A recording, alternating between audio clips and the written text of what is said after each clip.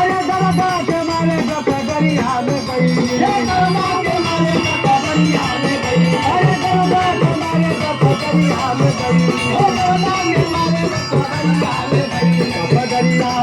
गपगरिया में गई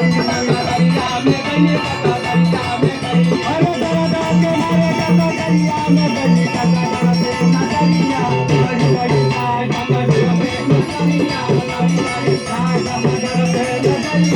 बड़ी बड़ी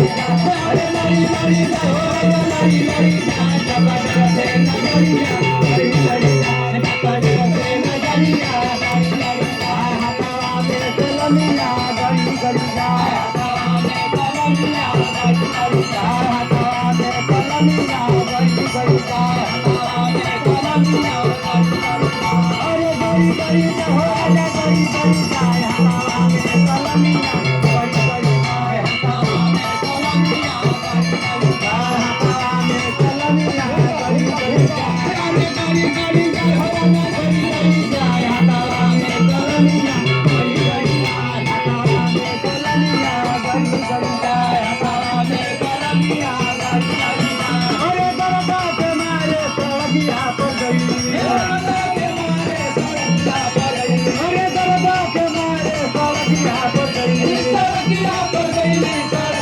पर गई